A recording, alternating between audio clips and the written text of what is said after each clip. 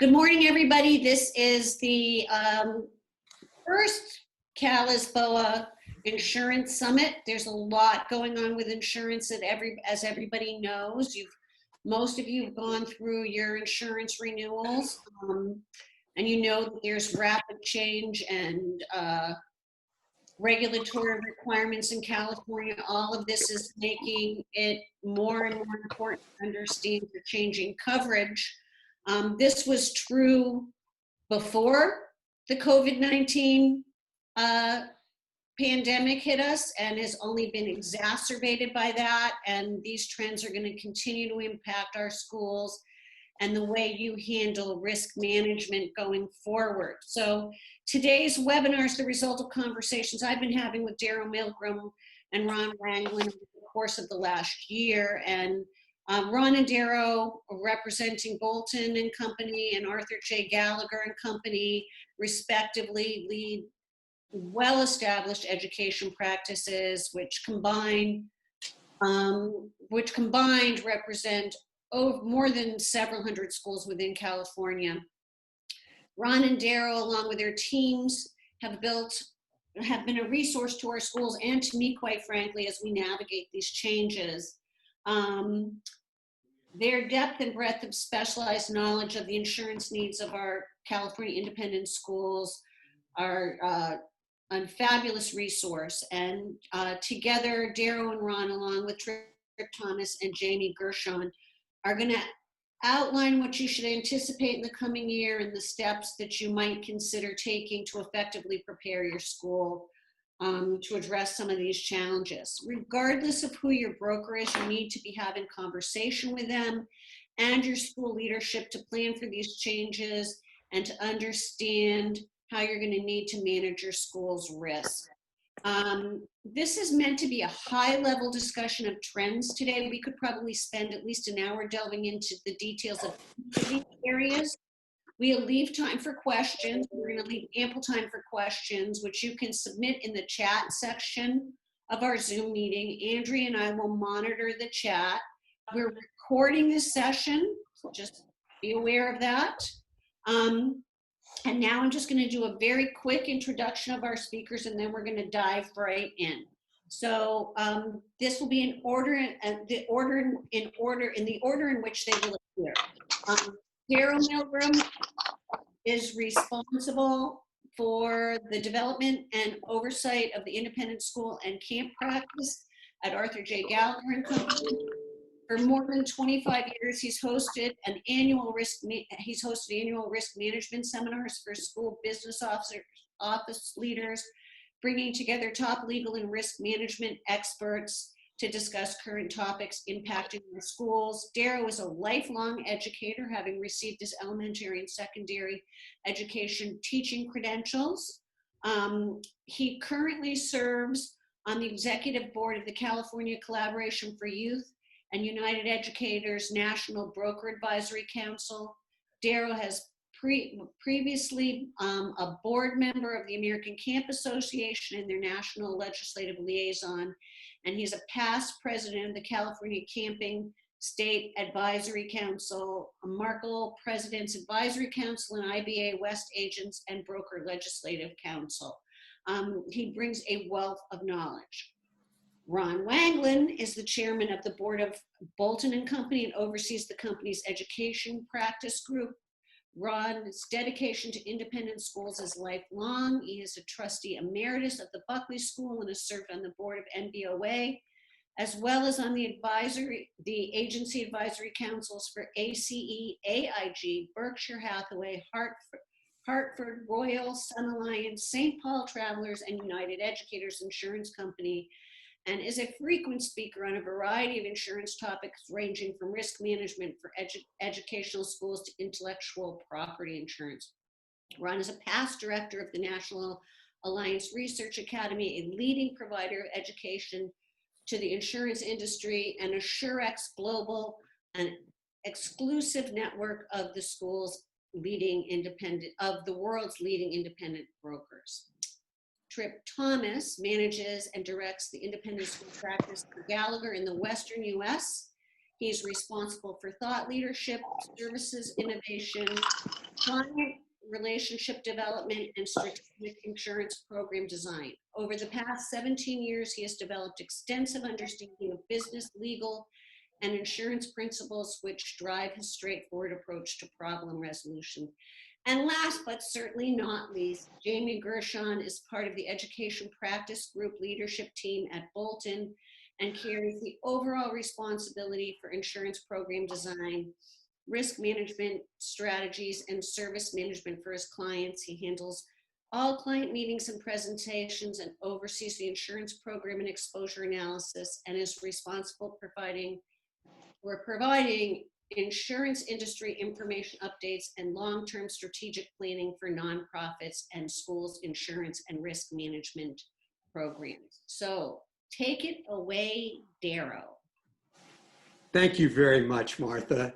Both Gallagher and Bolton are honored to work with independent schools and their incredible leadership teams through these unprecedented times. Each of us appreciates the opportunity you've provided us to share with the Cal-ISBOA members and guests what we see transpiring in the insurance world to better understand what is driving one of the largest budgetary spends and to provide some tips to better navigate and make independent schools most attractive to insurance underwriters while protecting your bottom line. Our desire this morning is not to frighten, but to help inform you and thus be prepared to address these.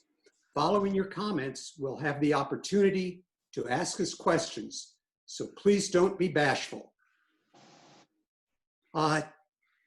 General factors that will influence coverage and premiums.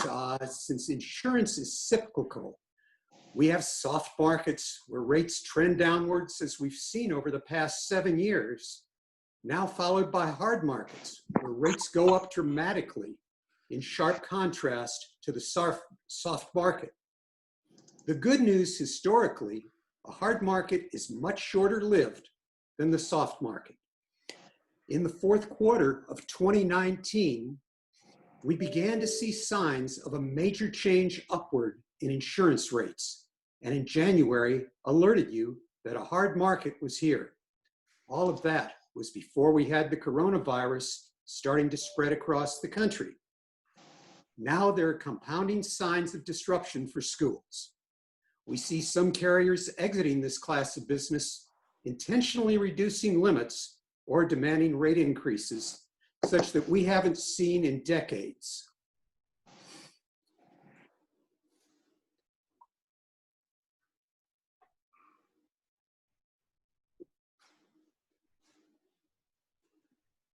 The confluence of an already firming general insurance marketplace, disappearing capacity, changes in contract terms due to continued headlines of sexual abuse, harassment, a global pandemic, and resultant emotional stress, along with the social unrest, all have contributed to a perfect storm.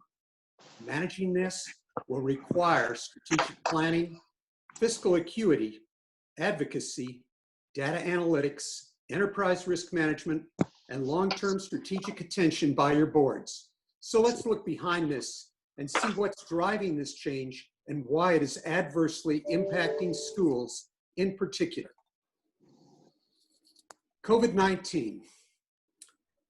For both insurers and consumers alike, the impact remains to be seen, and this has not yet been baked into insurance rates. It presents many unknowns about coverage and liability for schools. We've now heard from a number of carriers that later this year, they'll be adding some form of communicable disease exclusions to liability and D&O policies. We don't know how liability might surface for claims against schools who neglected to follow the necessary guidelines to operate in the present environment, or were required to choose to move to a distance learning platform. We do believe some form of immunity for business following health guidelines will be necessary in order for us to continue to open. Social inflation and large verdicts have shown increased litigation American society over the past 2 generations seems to have brought into the theory of entitlement with a lottery mentality. Social media and the press have publicized the mega awards. Some of the plaintiffs' bar are advertising, and many injured parties believe they are entitled to similar results. Or as one plaintiff's attorney suggested, we're appealing to the juror's reptilian brain, that portion where survival instincts kick in when a threat is perceived. One law firm recently sent out a solicitation to families of K-12 independent schools, asking them to contact their firm to join a class action if the independent school they attend has gone to distance learning and not reduced tuition. Then there are defense cost increases.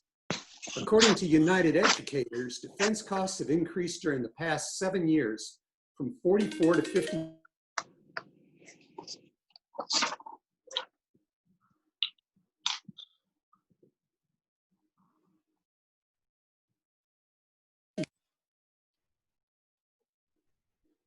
Insurers and underwriters are actually underwriting accounts today. They look at your website and want to review your risk management plans, especially those for sexual abuse, concussions, driver screening, safety, fire mitigation, natural disasters, and COVID. Those with adverse experience will often use significant premium increases or need to go into the surplus lines market. Litigation financing is a new trend in the past 7 years, providing capital to third-party funders to a plaintiff in litigation. And then legislative actions. Think about the sexual abuse reviver statutes allowing victims in California an additional 3 years to file a claim until age 40, or employment practices, ADA, Prop 65, Title IX for those who have accepted federal funds, and our legislature has more in the hopper. California has been probably one of the most litigious states, along with New York, New Jersey, Florida, and Illinois. They're all legal hotspots. Insurance carriers now look closely at these states and will often increase rates, reduce available limits, increase retentions and deductibles to maintain a profitable book of business. And with that overview of some of the cost drivers, Ron Wanglin, Trip Thomas, and Jamie Gershon will drill down into some of the insurance lines and why they're hotspots. Ron? Thank you, Daryl. Daryl did a great job of framing where we're headed. As Martha said, many of us are coming off our 7-1 renewals. We still have some 8-1s, 9-1s, 10-1s coming up, but it really truly is a changed landscape. And as Daryl said, this really began not even in the fourth quarter of last year, but with last year's property renewals. And I'm just going to sort of attack all of these bullet points globally, because both Trip and Jamie are going to dig deeper into the impact on specific lines of coverage and what the claims drivers are. But last year, we saw the increase in hardening of the property market due to the 3 consecutive years of terrible fires that we've had. And it's not just the fires, it's the typhoons that have occurred in the Pacific, hurricanes certainly on the East Coast, and the other global catastrophe losses that have really driven the market.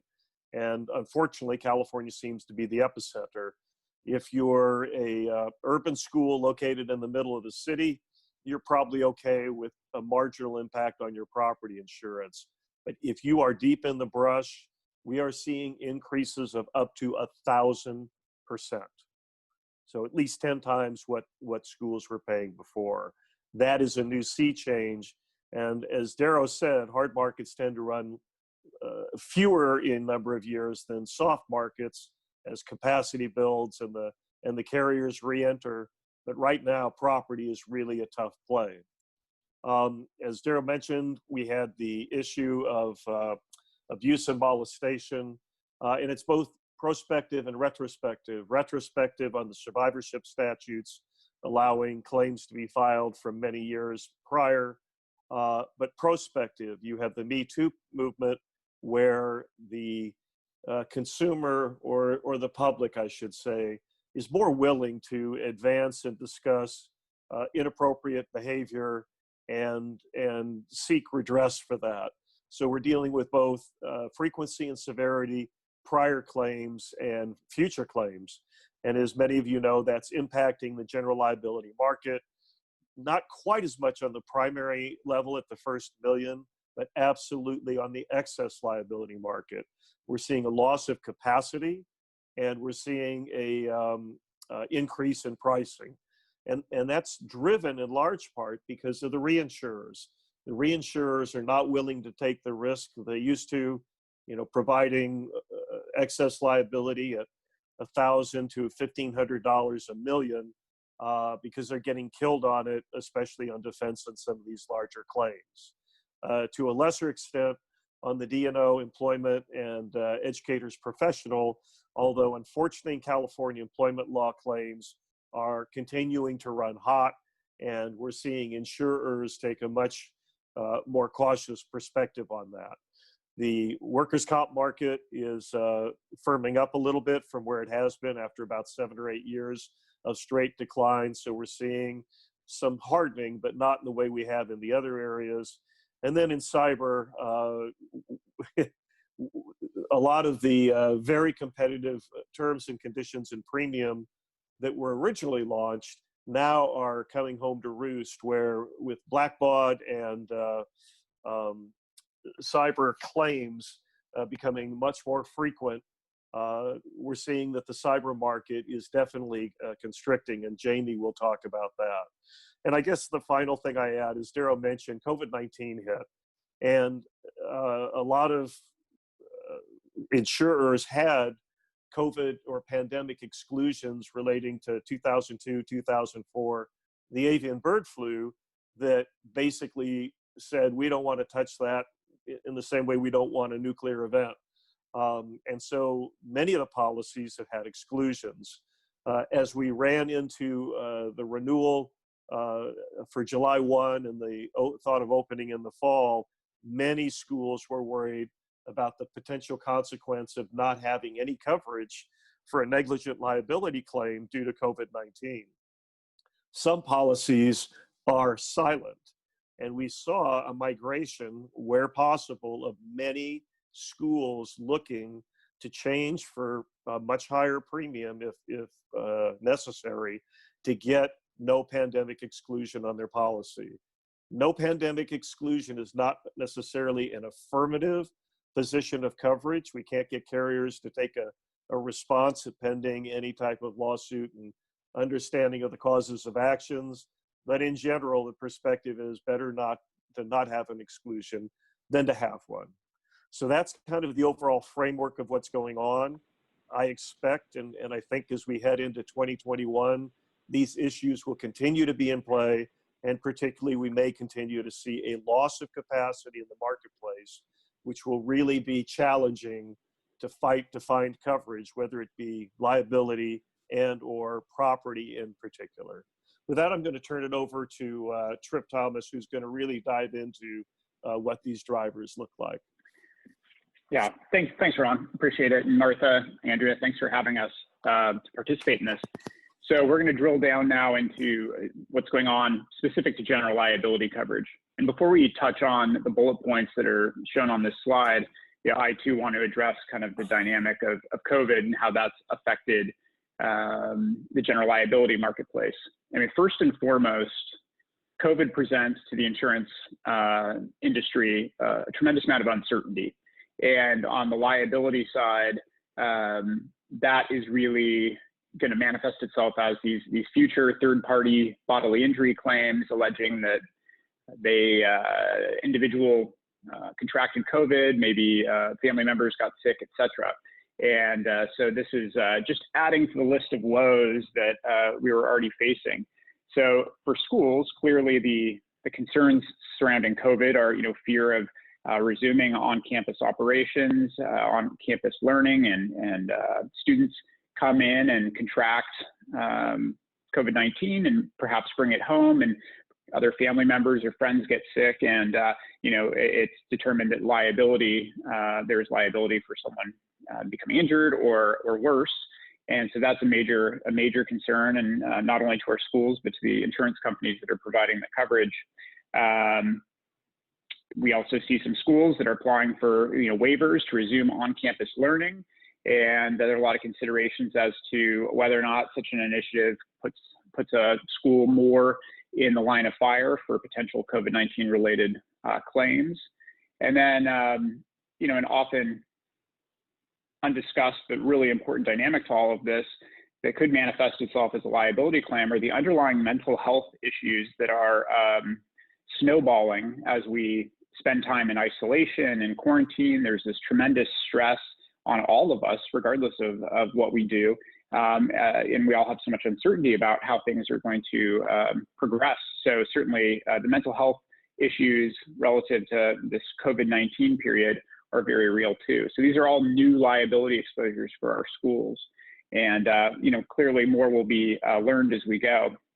So to attack the bullet points, to absolutely no one's surprise, sexual misconduct is a major issue can be a major issue for schools. We've seen tremendous high value claims settle in the higher education space. We've seen some independent schools have some very high profile headlines in the past years. And because of the lost experience, we're seeing insurance carriers pretty quickly draw back on the amount of coverage they were providing before. There are fewer carriers willing to offer broad sexual abuse, molestation coverage. You may have noticed at your most recent renewal, or perhaps even beginning last year, that the underwriting community is paying much closer attention to the practices and protocols that you as a school have in place to help prevent these types of incidents from occurring. And we anticipate that will only continue to become stricter and stricter. The focus on risk management practices for sexual misconduct has never been stronger. So an area to focus on between renewals is certainly hemming up any loose ends that you might have with your processes and protocols relative to that. Athletics, we know that at least initially, CIF has postponed sports for the first part of the year in an effort to mitigate the spread of COVID-19. And that seems sensible. It's a sad development for our students, certainly those who are at the end of their high school or grade school experience and looking to be the big all-stars on the field. But we do see some schools who are looking to begin some sorts of practices, or have people participate by using waivers, waiving exposure to COVID. And it seems to be the attitude of the legal community that these waivers really may not be all that helpful in preventing litigation. And so it'll be interesting to see how that develops, but a very sensitive area. Field trips and off-campus activities are usually, these are claims drivers for our independent schools. Obviously, you take your students out of the controlled environment of campus and take them off campus, and you bring in transportation and all these uncontrolled aspects, and it's normal that we see claims. So adding to the complications of successful programming for off-campus activities is now doing so with COVID-19 precautions in place. So as the school year launches, of course, with remote learning, we won't see these types of trips, but as we get into the second half of the school year and schools look to do on-campus learning and go out into the field and provide additional learning opportunities, integrating COVID-19 precautions is going to be just another wrinkle that schools really need to pay close attention to pull those off successfully. And then contracts. If you don't already have force majeure language in your contracts, it's something to look at with your legal counsel and make sure that you have addressed those. Look at those with a fresh set of eyes now that we've all been through the first 4 months of this pandemic, and see if there are any elements that need to be addressed, adjusted, redrafted to really address kind of the new normal that we're in today.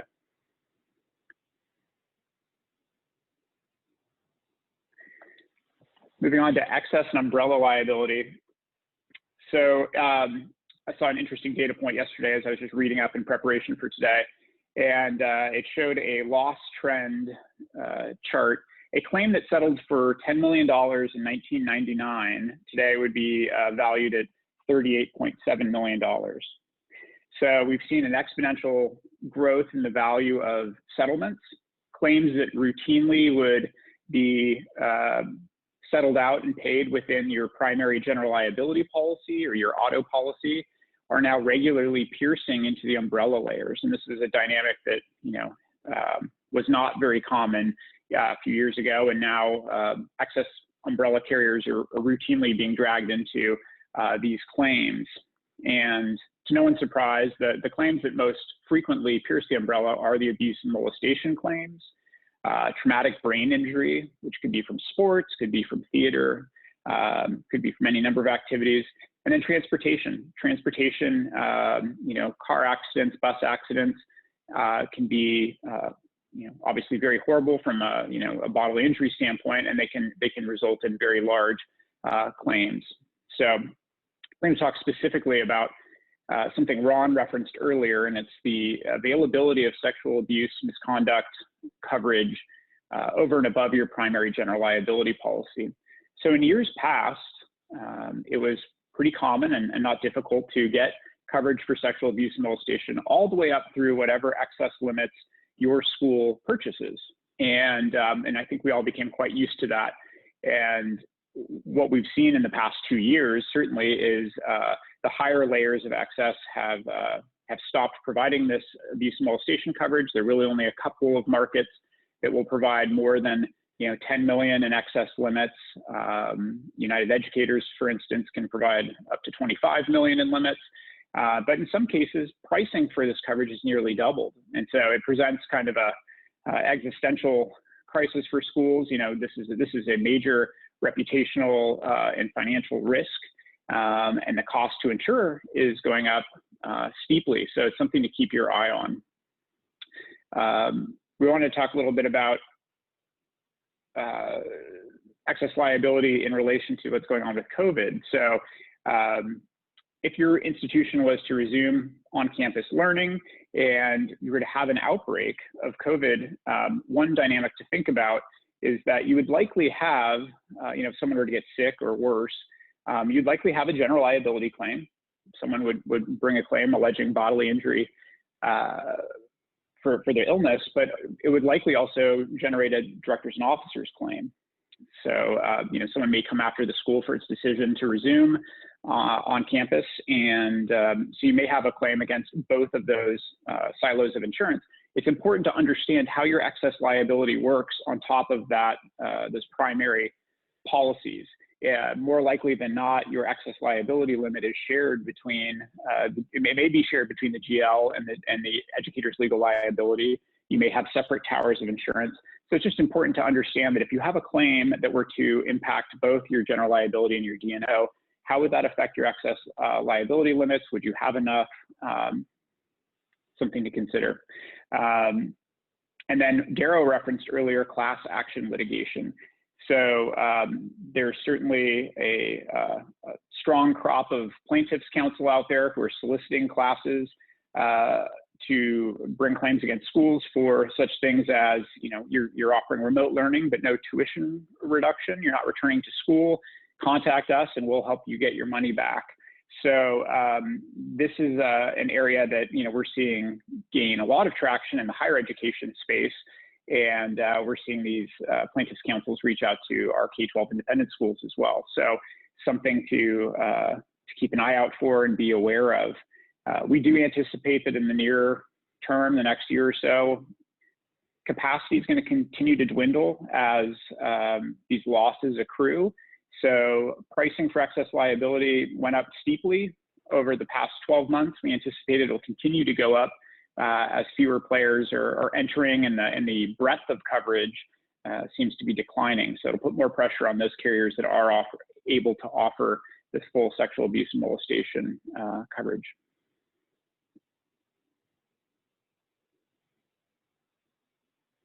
And with that, I'll turn it over to Jamie. Thank you, Tripp. Good morning, everybody. Great to see some of your faces and be involved in this wonderful day of learning.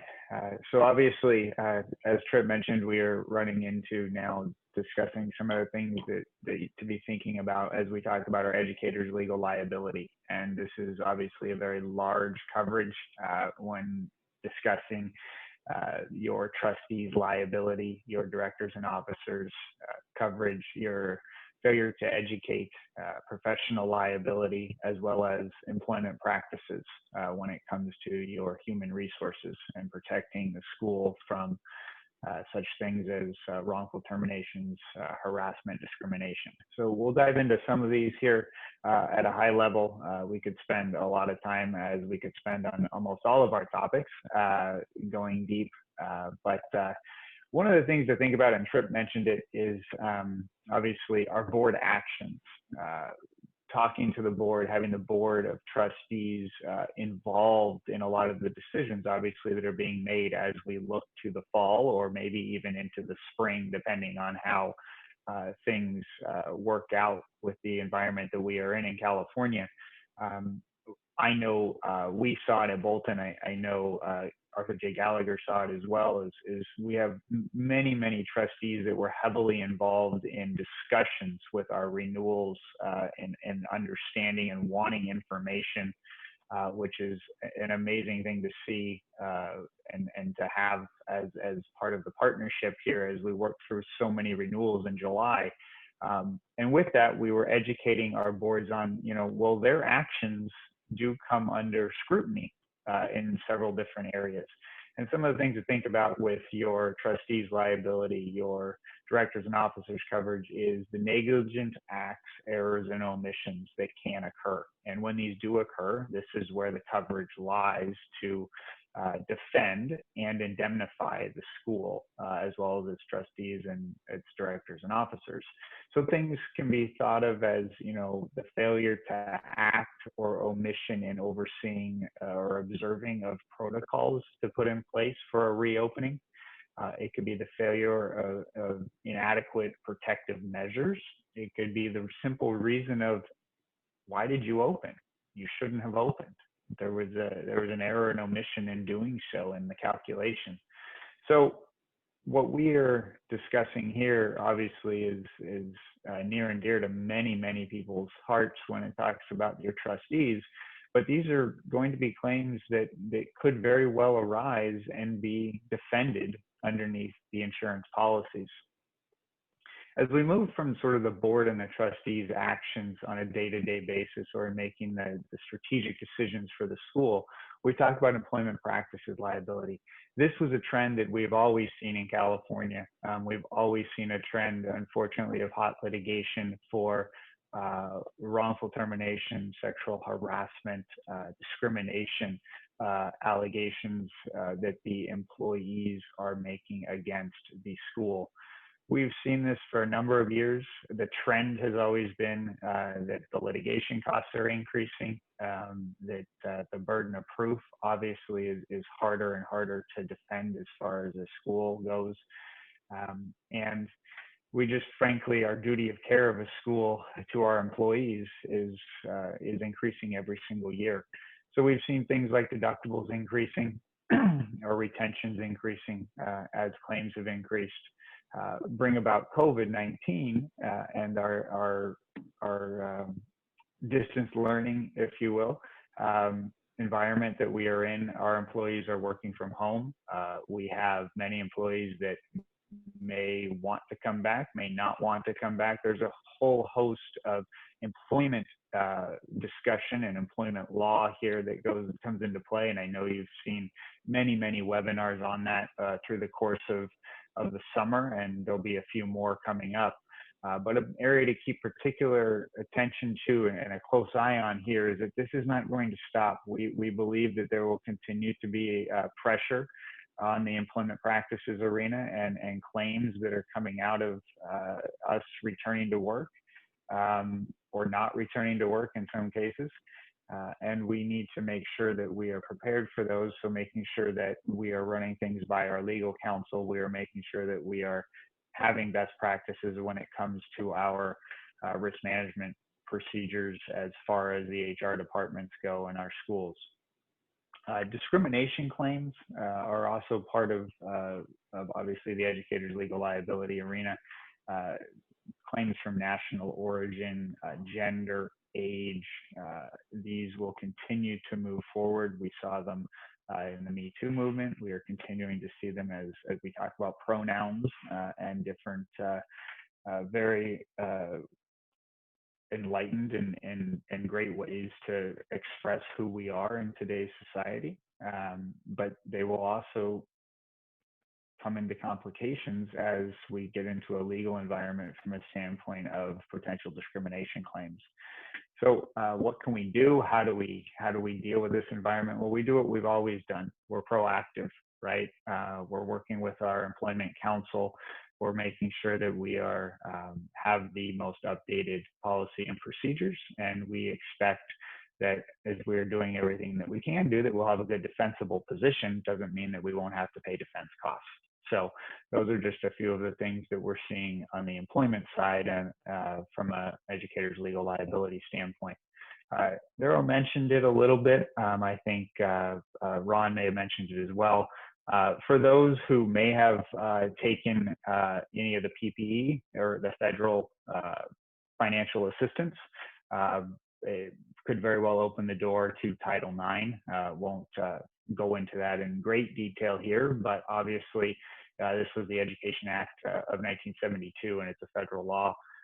And if you did take any of the federal financial assistance available, you may now need to be in compliance from a standpoint of Title IX, a compliance officer and whatnot, but it may also open you up to Title IX claims, which is a different avenue as well. So it's something to be aware of.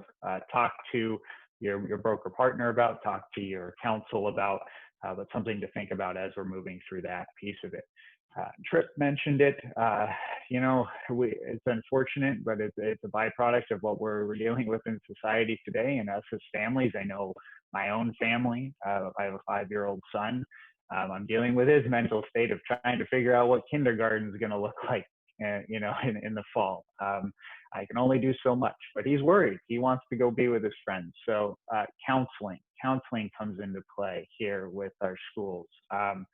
We have the mental health. I think we're gonna see a greater outcry and need for resources amongst our schools as we reach to our students, not even in addition to our students, to our faculty and staff as well. We have to be attuned and akin to what's going on. And I think just having our antenna up from a standpoint of making sure that, we're watching out for our own employees, our own faculty, our own staff, our own students. This brings into potential liability on the counseling side. And that's a professional liability in the educator's legal liability arena, and something to keep an eye on. If we can go to the next slide, please. So workers' compensation in the state of California, as many of you know, we've had most of our employees at home and working remotely for quite a bit of time. However, we have had employees that have come into the schools and been working in the business offices, and many of you on this, you may very well be in your office at the school right now. So with regard to workers' compensation in the state of California, I think I'm going to do a couple of things here. I'm going to jump down to the regulatory piece of this first.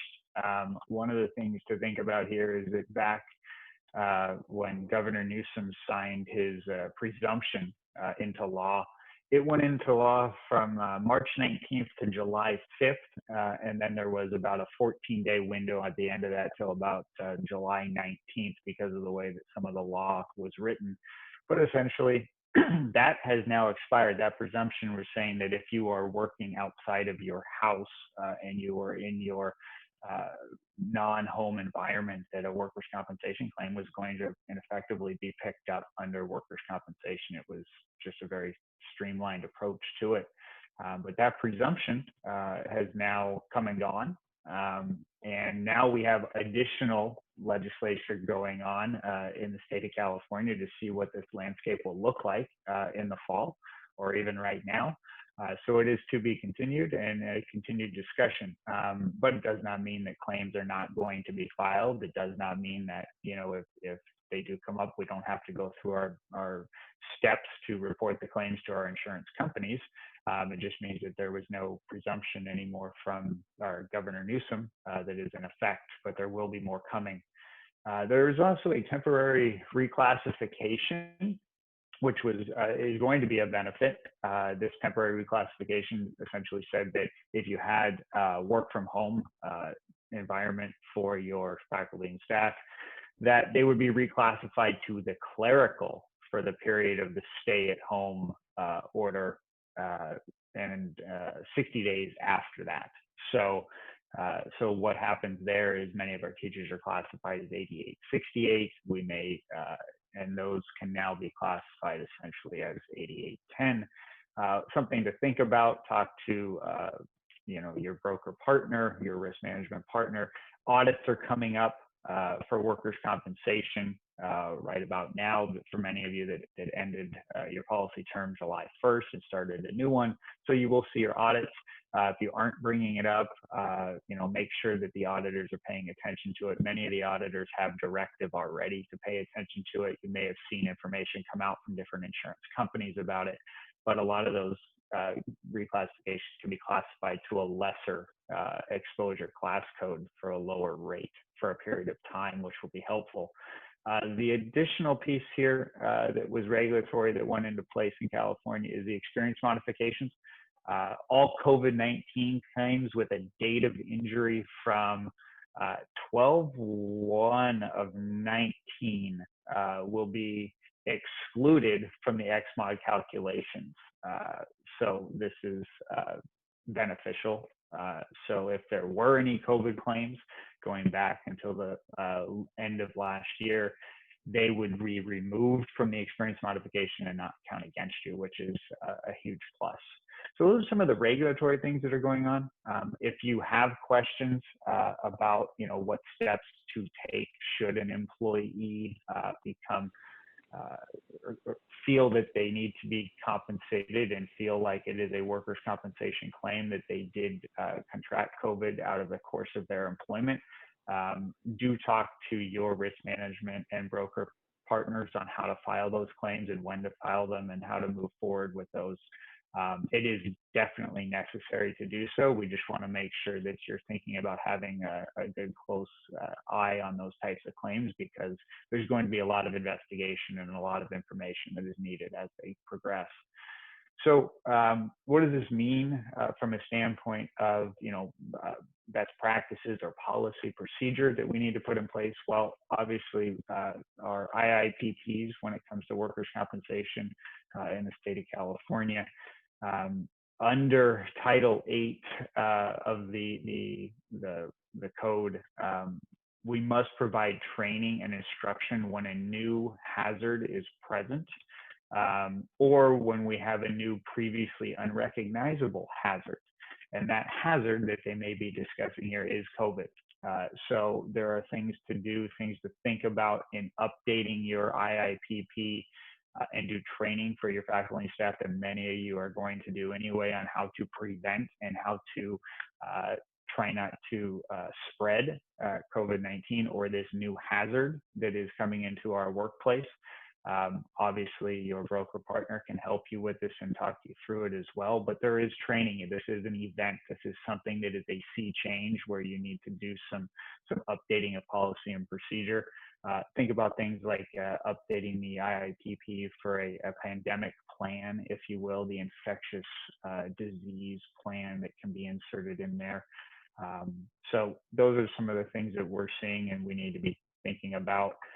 Volunteers, obviously, we need to make sure that, you know, best practices to make sure that volunteers are covered under your workers' compensation by endorsement or from a standpoint of picking up coverage if it's needed. But also, I think this is going to really play out into what the schools are doing with volunteers. You know, are volunteers even going to be allowed to come on campus or not?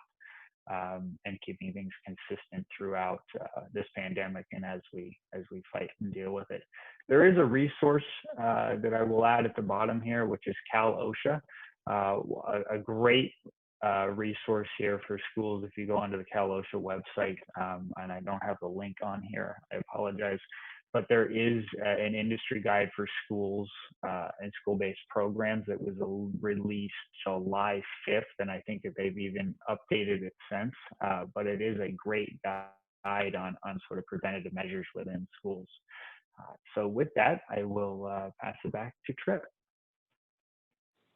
Thanks, Jamie. Appreciate it. Now we're going to talk about what I imagine was the biggest pain point for everybody this past July 1st. If we were all in a room and I asked you to raise your hands if you had a rough property renewal, I imagine I'd see most of your hands in the air. So we're going to dive into this.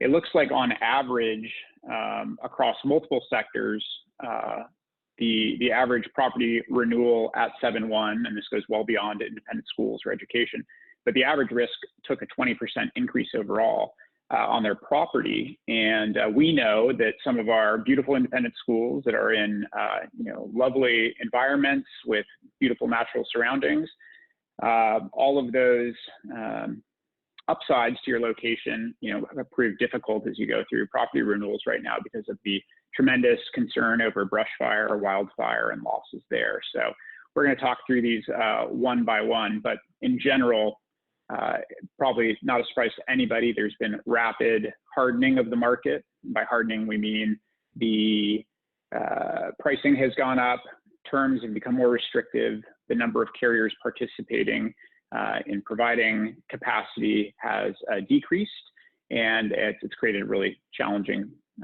dynamic and environment for our schools. So first, we thought we'd talk about valuation. Just as good risk management practice, reviewing the insurable values that you cover for your campus on at least an annual basis to ensure adequacy. It's a really important step. And what we find is that, because of blanket coverage and historically our property policies have had agreed amount blanket coverage, we haven't had to keep such a close eye on the valuation for our buildings on campus because we've found security in the fact that if one building burned down, we'd still have this big pool to draw from. And something to prepare for, although we don't know that this is coming down the pike, is that we may see on the horizon that carriers will shift away from an agreed value form and move towards something akin to what we call a margin clause approach, where rather than having a blanket limit that applies to all of your buildings on campus, you may have a provision that says you're covered up to 120% of the scheduled values on campus, but the coverage is the value is specific building to building. So this would be a major restriction in coverage that would require us to be more accurate in the valuations we provide to the carriers. And as you know, as we increase the values of our assets, it's going to increase the price of our insurance as well. So it's important to start thinking strategically about how you may bring your insurable values up to true replacement cost if you're not already there. It's not something that most schools can do in a single renewal period. If you have not updated your values regularly as you go, you may find that you're maybe quite a bit below replacement cost. So it's something to just put on your horizon line that you're going to want to look at. You wouldn't want to be caught flat-footed if next year suddenly agreed value went away and you found that you were tremendously underinsured, needed to increase the values on top of the rate increases that we're seeing. So valuation is really important. Wildfire exposure, touched on already. Clearly the biggest concern in California among property underwriters. In 2017 and 2018 alone, there were $26 billion in insured losses in California. $26 billion. So that was a tremendous hit and one of the big drivers for why we are where we are in the property marketplace today. definitely what is driving premiums. And it's affecting our independent schools, who tend to be, certainly some in the city, but also in the suburbs, and in some beautiful locations that do have brush exposure. So we know that this has been a difficult dynamic for our schools. Risk mitigation is going to play a huge role in, it already is, and many of you may have seen this come into play at your 7-1 renewals. Property underwriters are looking very closely at what type of risk mitigation protocol procedures your school has in place. How often is maintenance, pruning the trees, clearing the brush, and all of those types of tasks that keep a campus safer from wildfire. So it's important to note that a lot of these processes and protocols take some time to implement. So if you just had a tough property renewal, or you are coming up on a property renewal, important to talk to your broker partner about what you can do to make yourself the most attractive risk possible to underwriters. And a lot of that's going to come down to your risk mitigation. And it takes some time to bring on board third-party vendors to come and clear, brush, prune trees. There's some expense involved. So this is something to be very proactive about and get out in front of, so that the next time your property submission comes to an underwriter's desk, there's a lot of information on what you do to keep your campus as fire safe as possible. Obviously, life safety should be the most important goal when working through risk mitigation, with preservation of property secondary.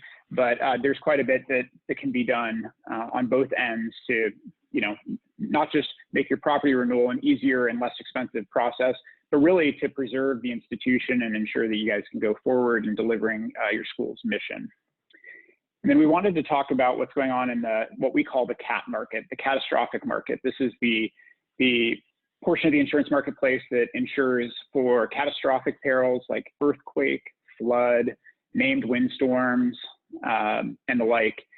And in California, earthquake coverage will always be a major cost driver if you purchase earthquake insurance. But what we've seen after a couple of years of relatively reasonable losses in the CAT market, we've had less active storm seasons on the eastern seaboard.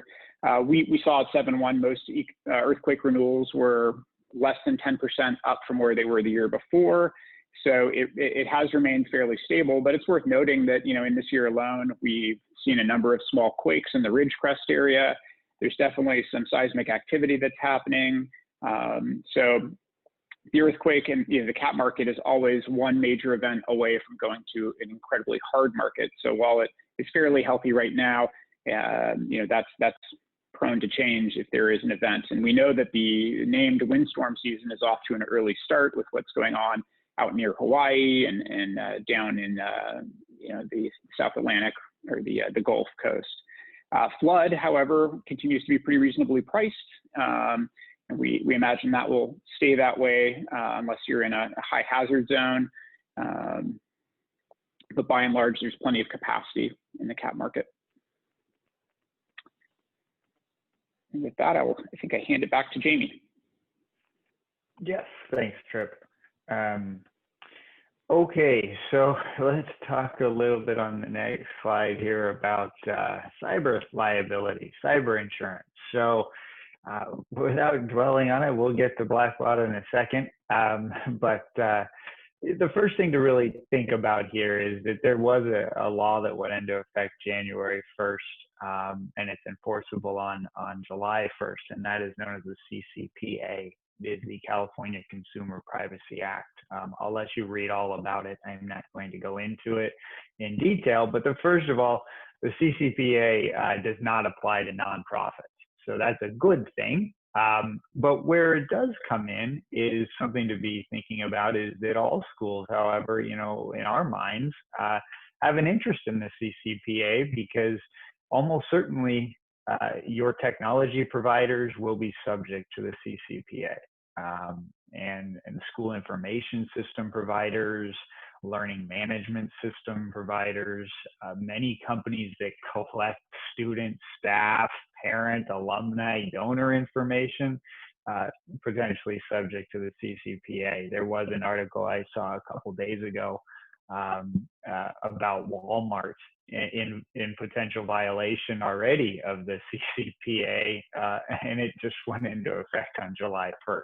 So the regulatory bodies are out there. They're looking at it. They're looking at this very seriously. What does this mean for the schools? Well, just know that where we see this is to really think about it when we think about our vendors and we think about who we're partnering with from a technology standpoint. And that'll bring me to sort of my key risk management piece here. And that really is are we reading the contracts? Are we understanding what we are signing and getting involved with when we contract with somebody like a third-party service provider? That could just be for a large IT company we're using, or that could be somebody like a software company like Blackbaud. I will say that I've read many of the Blackbaud contracts. They're not all the same. The indemnification provisions are not all the same. So make sure that we are negotiating those. You're running those by your risk management partners from a standpoint of looking at it from the insurance perspective of it, but then also legal counsel from a legal terms and indemnification standpoint. So that'll bring me full circle to obviously the simple fact that we dealt with. Hold on one second. I see a comment here. Thank you, Martha. It is the California Consumer Protection Privacy Act is exactly what it is. So let's talk about the first thing about cyber liability. The marketplace itself, there's many, many different cyber liability insurance companies across the world.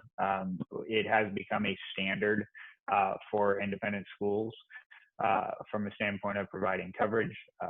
There's coverage in it both from a first-party standpoint, so protecting you from costs that you would incur if there was a breach, response coverage,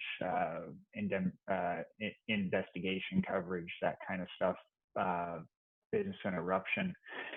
There is also the third party, which would be damages to a third party. So while cyber liability is an abundant marketplace and is readily available, we are seeing a shrinking of some of the terms and conditions. So it's getting a little bit more impacted from a standpoint of not as broad a terms as we've seen in the past. And that is in relation to one of the coverages that I'll talk about in a second, which is social engineering. In addition, to think about it, we are more of an online environment today. So we are prone to more people getting into our networks. There's more vulnerability. And if we are doing distance learning, there's even more vulnerability because you've got all of our students and our teachers and our faculty and staff that have their own networks when you can come in and infiltrate and penetrate into a school environment. So risk management 101 here, make sure we're involved with our IT departments, which all of you are. We're looking at security, we're looking at penetration testing, we're looking at how are we protecting our information and how are we protecting our networks. I think this is only going to continue to be a spotlight going forward. So obviously, Blackbaud, there was the large notification of a potential hack that occurred. There's notifications that they sent out, and then you have to determine where you go from there. So this is very front and center for many, many schools. And hopefully you guys realize now that these claims do occur. They are there. People do get hacked. And so the hacking coverage that is involved in cyber liability is that the loss or potential dissemination or theft of personally identifiable information. We have malware coverage when you get things embedded on your own system or embedded into somebody else's system and it causes damage. I mentioned social engineering. This is a coverage that we are seeing used, unfortunately, more and more frequently. Unsuspecting business offices, not for lack of their own, running lean and mean and not having as many resources. We have seen some phishing campaigns, if you will, when unfortunately accounts payable receives an email that says, please wire funds to so-and-so to pay your roofing contractor because you're doing a project. Well, it's not the right roofing contractor. And well, there went $11,000. So this is becoming more and more prevalent as cyber criminals are looking for money in desperate times. They know that our systems can be infiltrated. So make sure that you are looking at this from a risk management perspective and doing training on social engineering and phishing and what to look for. There are many insurance companies out there in the cyber liability space that have partnerships that can offer you the training. You can talk to your broker partner who will also direct you to help train your business office staff to know what to look for. But this is an area where we are now typically seeing between $250,000 or $500,000 in coverage. You used to be able to get a full $1 million in coverage. You can still get that with the proper training and risk management, but we are seeing a little bit of reduction in the overall limits because of the uptick in the increase in claims. There is still the potential, obviously, in cyber also for the extortion, the ransomware, if you will, and these policies protect you from that standpoint and help you unlock and pay the Bitcoin or cryptocurrency.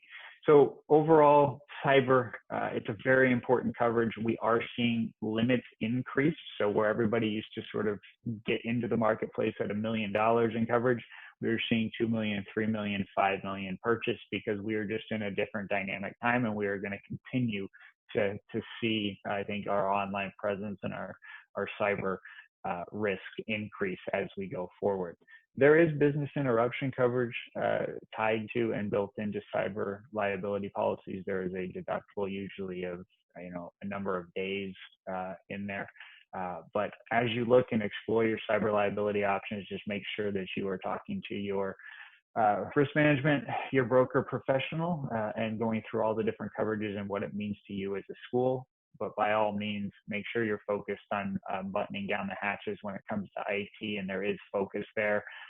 We do really emphasize that we are seeing claims in schools, unfortunately. So it's an area where you need to start to make sure you're looking at your contracts, and you're also making sure that you're making sure of how safe and secure your systems are. With that, I will pass it along to Ron and Daryl. Yeah, thank you, Jamie. I'm not going to read through all this. These are issues that were all in play. I know that our goal was to go till about 10:15. Martha is acting as sort of the gatekeeper for this.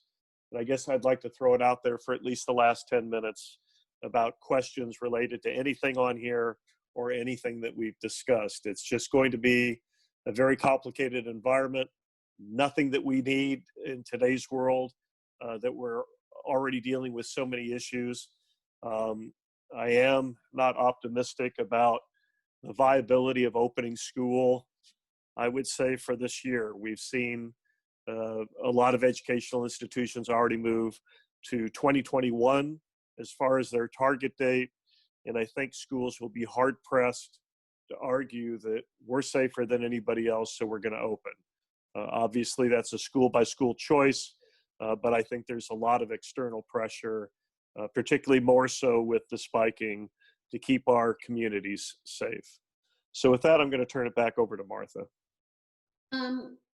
If everybody, just feel free to put your questions in the chat, and I'll start with some questions because I have a lot of questions.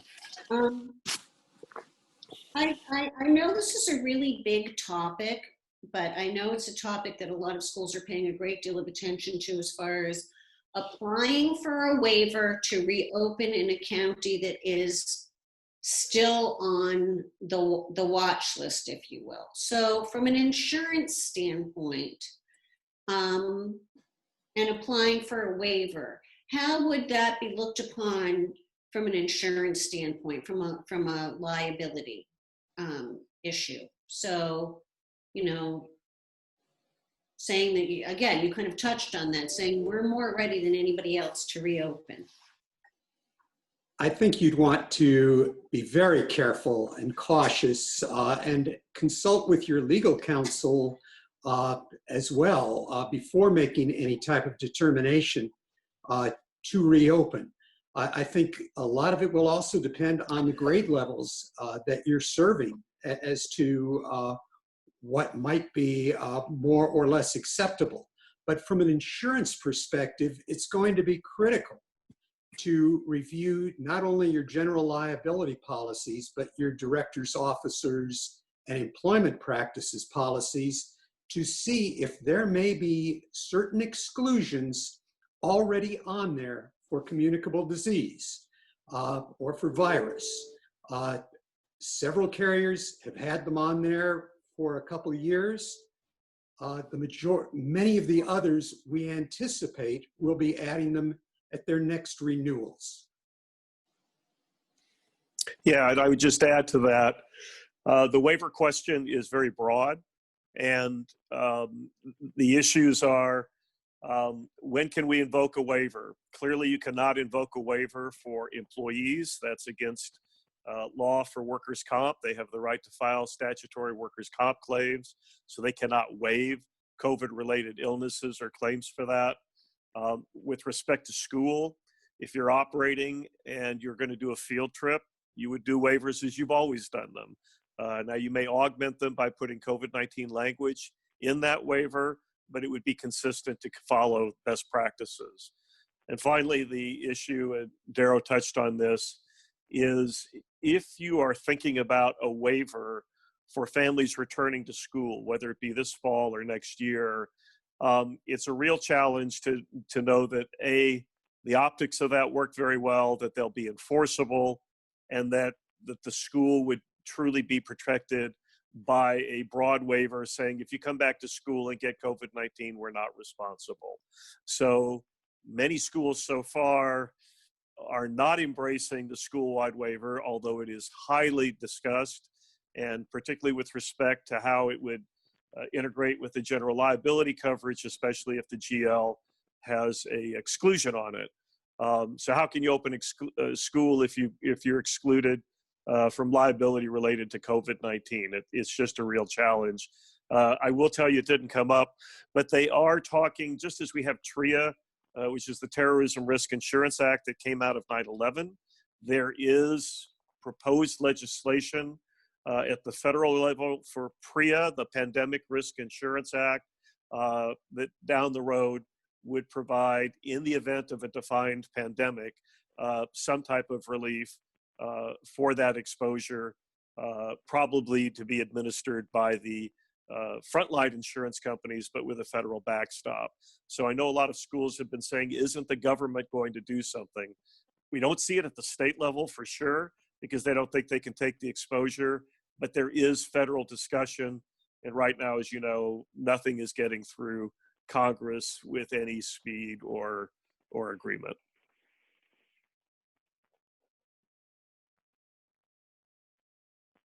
Well, I have more questions. So, okay, here we go. This is from Natalie Morales, and she's at Chandler School. When we open with online learning, we would like to allow teachers to come onto campus to use their classroom to teach our students online. And this is a very common situation, actually. But they may not have childcare for their own children. What is the liability of teachers bringing their own children to the school to complete their own online learning with headphones in the teacher's classroom? So this is obviously something that is really impacting our schools with childcare for their own faculty members who, whether they're working from home or they're working from their classroom, which a lot of schools are talking about to do online learning, and yet they have their kids with them. I can jump in a little bit here if you like. So we have received these questions over the last 3 to 4 weeks, and even talked about some of them in as early as late June. talk to council a little bit about it, because you have to understand a little bit about your occupancy or your use permits. You know, who can you have on campus and when.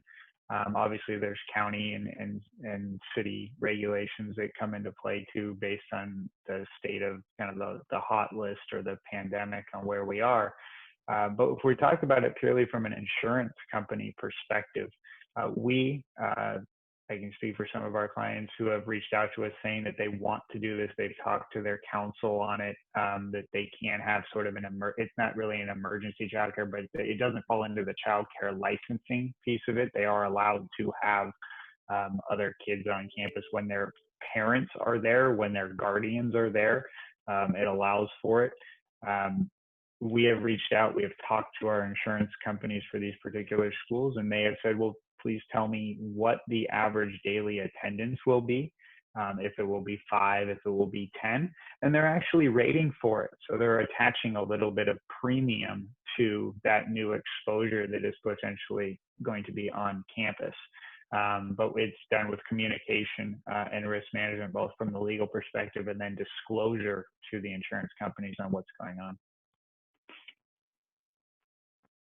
You may also want to consider some type of acknowledgement of risk and waiver for the faculty members to sign with the school, so there's full knowledge of that. And also add it to your student accident policy, because typically those will cover K-12, but not necessarily toddlers.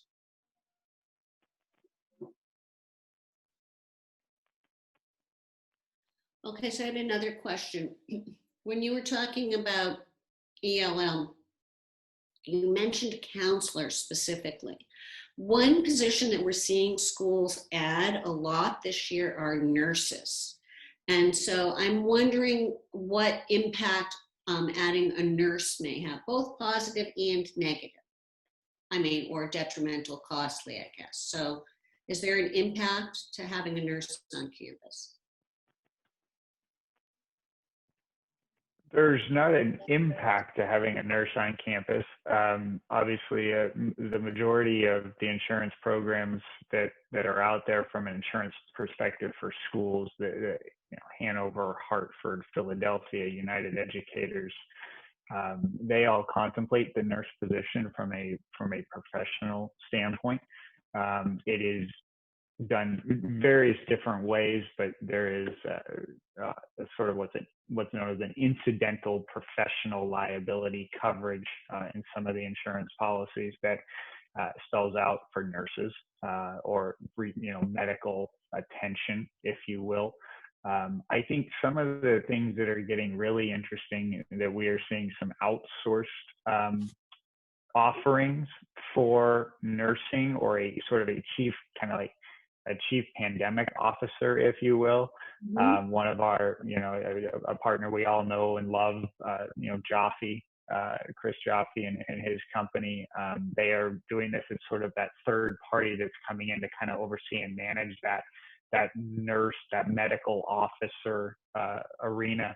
So I would say that while you do have some risk that if you're adding in a new position as a nurse, that they need to be trained, they need to be up to speed, they need to know what's going on in today's environment. If you're going the outsourced model, just make sure that you're getting the proper certificates of insurance, the proper indemnification, and then the proper look at the contract with a third party, because it's not necessarily your employee, it's a third party's employee that's doing that. Another element that touches on healthcare that we're seeing in this environment is the uptick in usage of telemedicine. And if your school is utilizing telemedicine in any way, it seems to be more common at the high school level, but it's important to understand how, whether or not you have coverage for telemedicine. Some carriers can provide coverage for it via endorsement. So speak with your insurance partner on this to determine whether or not you do have coverage for telemedicine, if it's something that you're currently utilizing or you think might be beneficial to have for your school in the future. Kind of sticking with the medical theme, Obviously, a lot of schools over the summer have been planning for health screenings in the form of temperature taking and self-reporting symptoms, and they've been looking at various apps and, you know, the best and most HIPAA compliant and ways of, you know, collecting or not collecting this information. But now people are starting to look at testing. So are there insurance concerns about having testing programs on campus?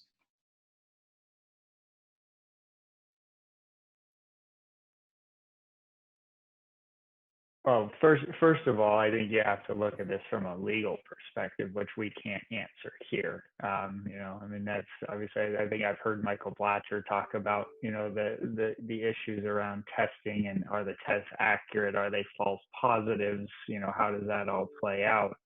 I think the big concern for me when I look at testing is around privacy.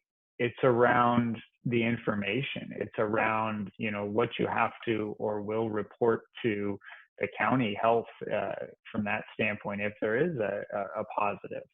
And who has access to this information at the school?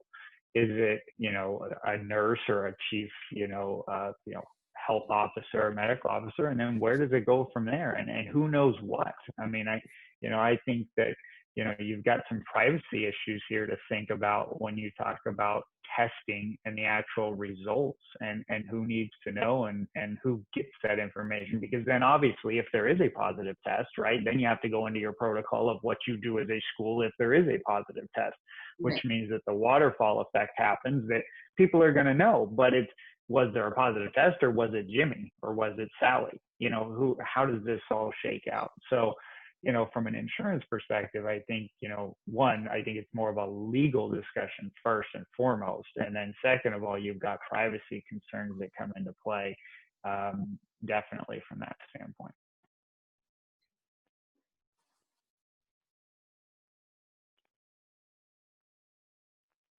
Mind you guys, you must have questions. There's so much information here.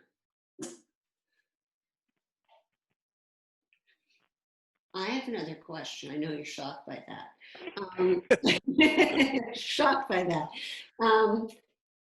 So, given the case that I know Tripp mentioned, because there will be no athletics, at least for the first half of the year, no field trips, likely, you know, the activities that we're not having that are frequently lead to claims when we do have them.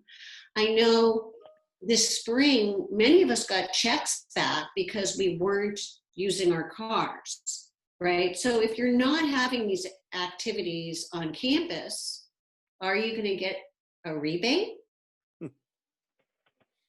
You know, right now, that has been a question, particularly in renewal. And the general construct of those insurer rebates had to do with commercial automobile, personal automobile, some general liability, and so forth, medical malpractice as well. With that said, it was for a defined period of time, I believe March and April. And it was pro rata for the period of time. You saw some of the large insurers, State Farm and Farmers, Liberty Mutual, get out ahead of it and say, we're going to be doing that. Basically, the insurers just couldn't throw the money back at the consumer. They actually had to file a rating plan with the Department of Insurance. And as you know, it's state regulated, so this would be with the California DOI.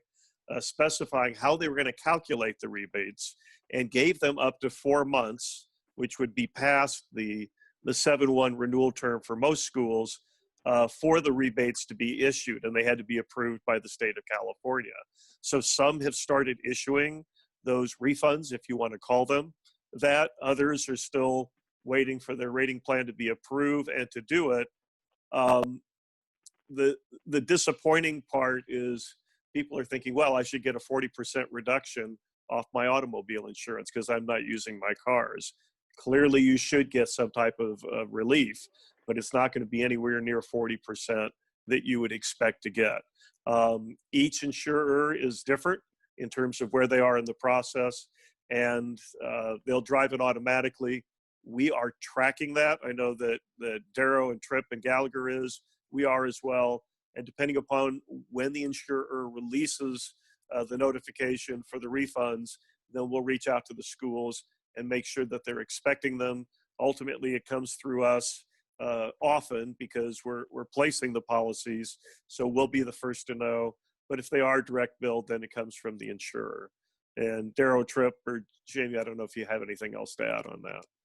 I think that you really addressed it well, Ron. It's something that we've had direct discussions with United Educators and a number of the other carriers.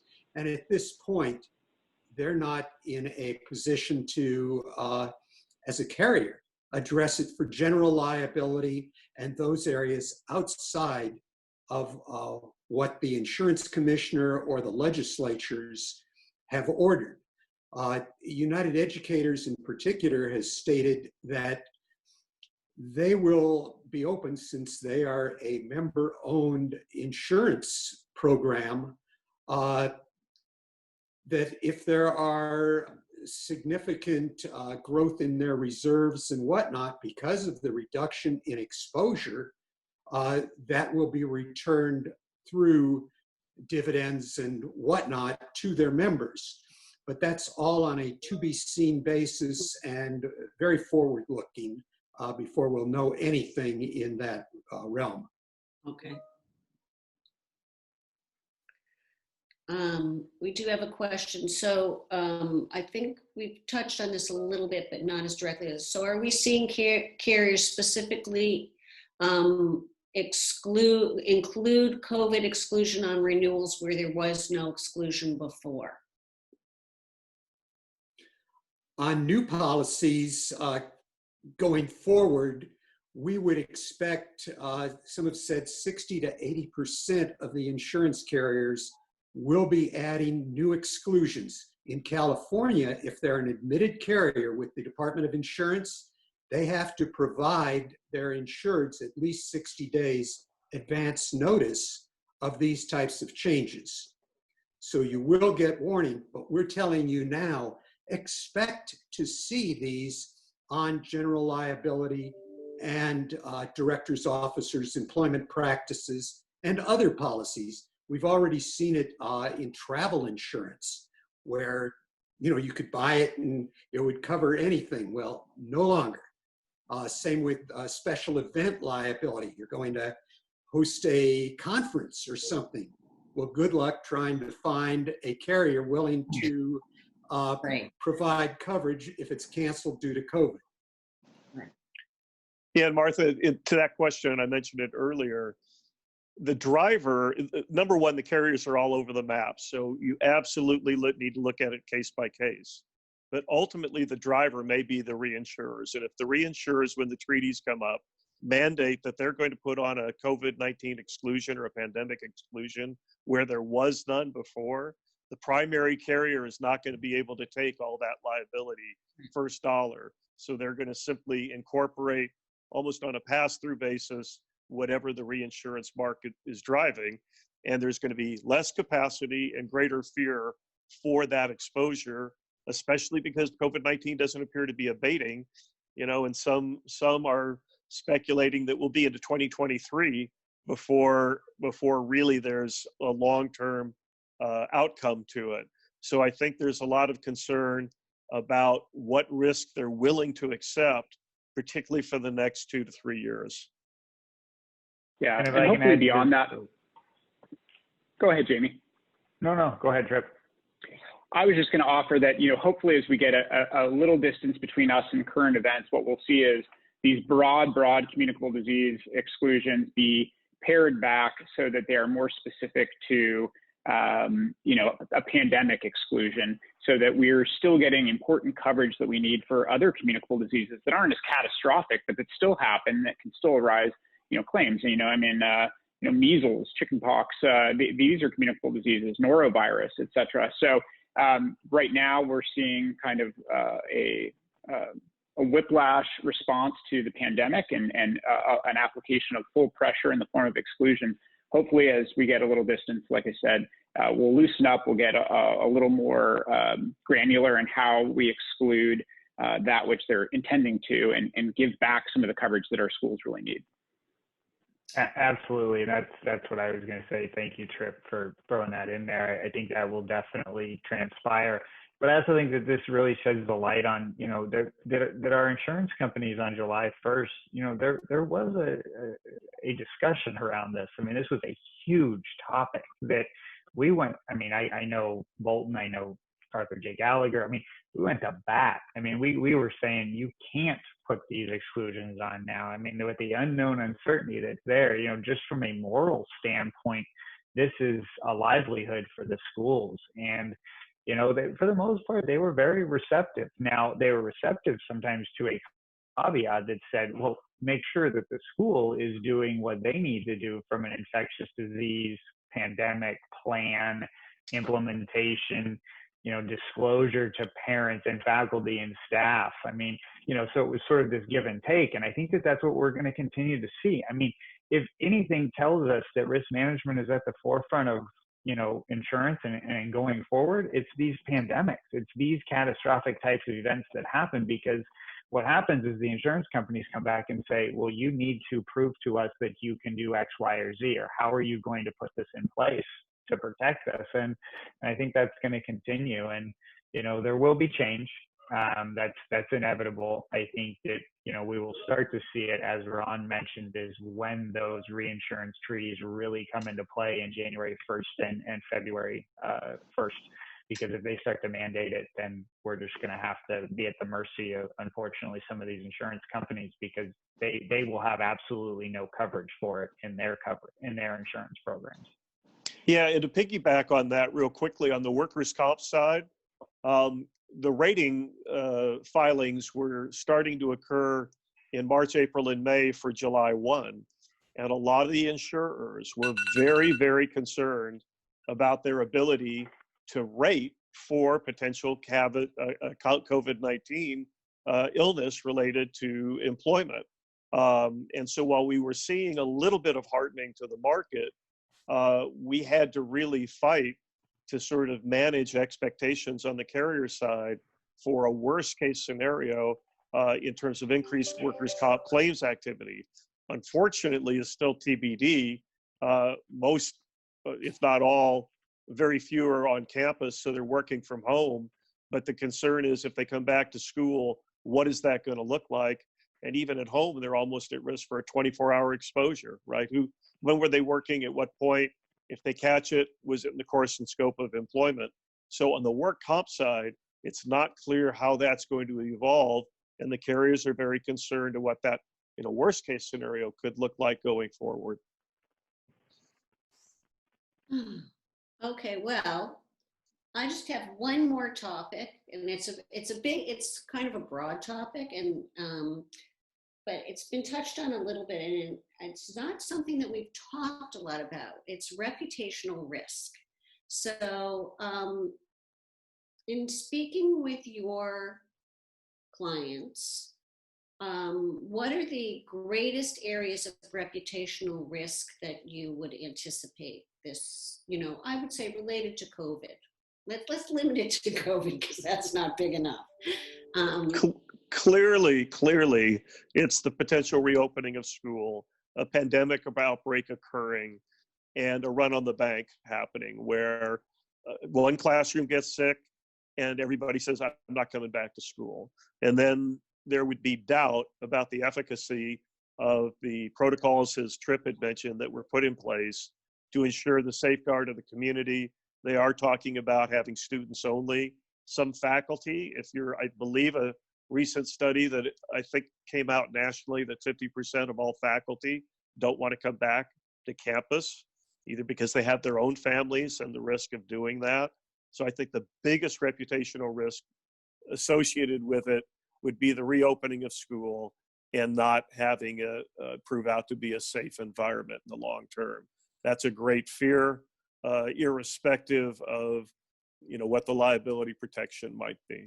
And my partners, I'm not sure if you had anything else to add, but at least that seems to be the conversation. Absolutely. I agree.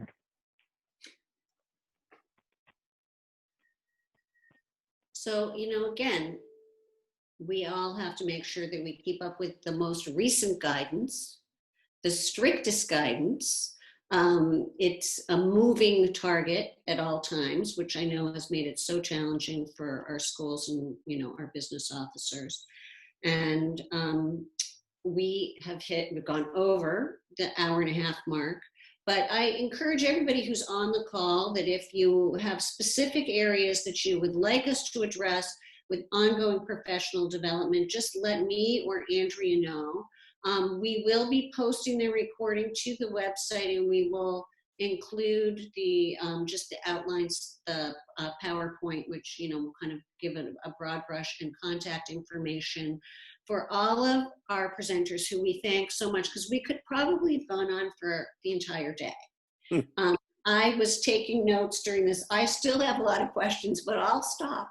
And obviously, to Jamie, Ron, Tripp, and Daryl, thank you so much. And one of the things that you are always wonderful about doing is alerting me to things that I need to be paying attention to on behalf of our members. And I know you'll continue to do that, and we will continue to let people know of resources that are available. Then we can't thank you enough for all the support you provide our schools and our association. Our pleasure, Martha. Thanks for including us. Thank you. Thank you. Thanks, everyone. Everybody. All right, stay safe.